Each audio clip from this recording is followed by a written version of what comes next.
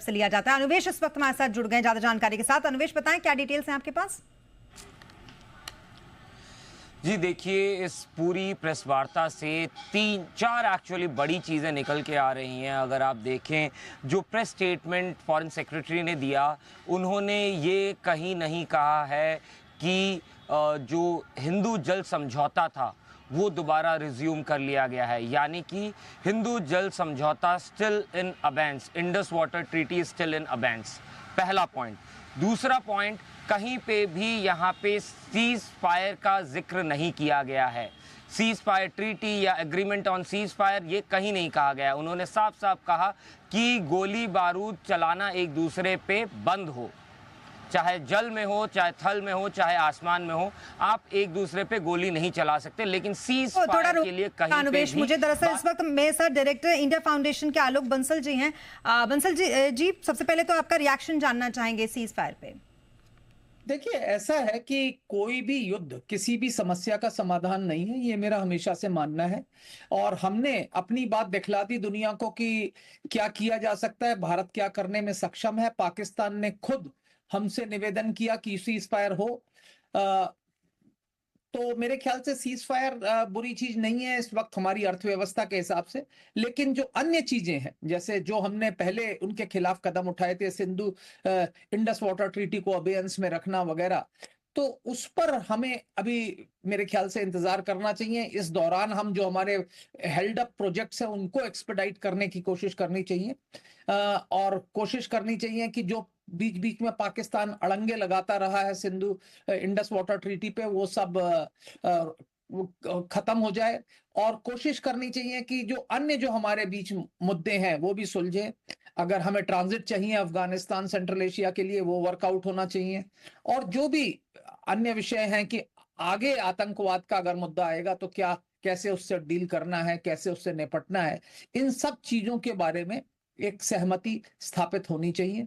क्योंकि जिस तरीके से ये युद्ध विराम हुआ है, मेरे ख्याल से ऐसे समय में हुआ है जब भारत ने पाकिस्तान के ऊपर काफी दबाव बना दिया था। इसलिए आवश्यक है कि भारत अब जो उसके उद्देश्य है उनमें से कम कुछ की पूर्ति अवश्य कर ले। बिल्कुल, और यही तो बात लगातार मेरे सहयोगी दीपक भी कह रहे हैं कि पाकिस्तान पर विश्वास करना बड़ा मुश्किल है और इसीलिए हमें थोड़ा इंतजार करना पड़ेगा कि उसका स्टेप बाय स्टेप किस तरीके से वो डिसीजंस लेता है। फिलहाल हम वेट एंड वॉच की पोजीशन में और हम बहुत बेहतर पोजीशन में हैं क्योंकि हमने अपनी शर्तों पर इस सीज फायर को माना है। अनुवेश हमारे साथ लगातार बने हुए। अनुवेश, आप कुछ डिटेल्स दे रहे थे, एक बार फिर बताइएगा। देखिए, मैं ये कह रहा था कि इस जो अभी दोनों देशों के बीच में तनाव कम करने की बात की गई है, वो तनाव कम हुए हैं। दोनों देशों ने ये अग्री किया है कि हम एक दूसरे पे गोली या कोई हथियार नहीं चलाएंगे, लेकिन सीज फायर वायलेशन या सीज फायर का अग्रीमेंट का कहीं पे भी कोई स्टेटमेंट में किसी में भी कोई शब्द नहीं लिखा गया है। तो यानी कि अगर पाकिस्तान कोई भी हिमाकत करता है तो हिंदुस्तान, भारत पूरी तरीके से रिटेलिएट और एक्शन लेने के लिए तैयार है। दूसरा, इंडस वाटर ट्रीटी को अभी भी अबेंस में रखा गया है। कहीं पे भी इस पूरे प्रेस वार्ता में इंडस वाटर ट्रीटी को दोबारा शुरू करने की या दूसरी चीज़ों के बारे में नहीं बात की गई है। तीसरा चीज़, डेटरेंस लेवल जो है वो अब काफ़ी ऊपर हो चुका है। यानी कि अब अगर मैं ये कहूँ कि अगर पाकिस्तान कुछ भी हिमाकत करता है तो मैं पाकिस्तान के किसी भी शहर में उसके किसी भी मिलिट्री इंस्टॉलेशन को नेस्तो नाबूद करने के लिए पूरी तरीके से सक्षम और पूरी तरीके से तैयार हूँ। उसका एग्जाम्पल भी यहाँ पे दिखा दिया गया। हमने एलसी क्रॉस नहीं किया, अगर एयरफोर्स ने कभी किया भी हो तो पता नहीं, क्योंकि ऑफिशियली ऐसा कहीं भी कहा नहीं गया है। लेकिन हमने 9 टारगेट्स उनके पहले दिन टेररिस्ट कैंप्स को डिस्ट्रॉय किए।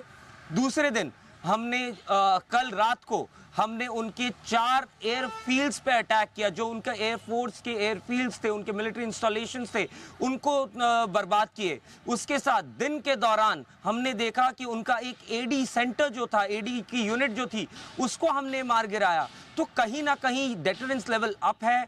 आपका इंडस वाटर ट्रीटी पे अबेंस अभी भी चालू है, सीज फायर वायलेशन पे कहीं बात नहीं हो रही है।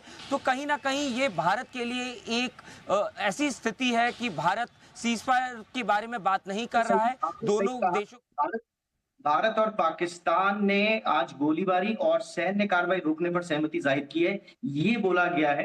इसमें कहीं पर भी युद्ध विराम या सीज फायर जैसे शब्दों का इस्तेमाल नहीं किया गया है। आई मीन ये थोड़ा-सा सिग्निफिकेंट है और अगली बैठक 12 तारीख होगी, लेकिन इस बीच क्या होगा?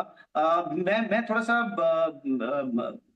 आपके पास आना चाह रहा था सचदेव सर कि अभी फिलहाल इंडस वाटर ट्रीटी को क्या हमें इसी तरह से अबेयंस में ही रखना चाहिए? क्या अब हम भूल जाएं उस इतिहास को कि कभी ये ट्रीटी हुई भी थी, इसी तरह से रखें? क्या हमें करना चाहिए सर अभी? I mean, before going to the Indus Water Treaty जो भी कुछ है, देखिए ट्रम्प का जो ट्वीट है उसने कैपिटल्स में लिखा है full and complete cease fire, उसके हिसाब से, ठीक है। अब हम क्या कहें, पाकिस्तान क्या कहें, separate, I don't know, will see how it goes forward. But जो ये आज इस समय अगर फायरिंग रुकी है 5 बजे से, तो अमेरिकन के हिसाब से तो ये ये एक इमीडिएट सीज फायर है। अब उसमें हम हाउ स्पेसिफिक्स में जाए अलग बात है। तो अभी मतलब yes, bombs and guns have gone silent. That's why. America तो सर पाकिस्तान को भी अपना सहयोगी मुल्क कहता है, अपना अलाई कहता है, अपना दोस्त कहता है। अब उसकी टर्मिनोलॉजी पे अगर हम ना जाएं, लेकिन इसमें क्या है, ये हमारी तरफ से क्या संदेश है?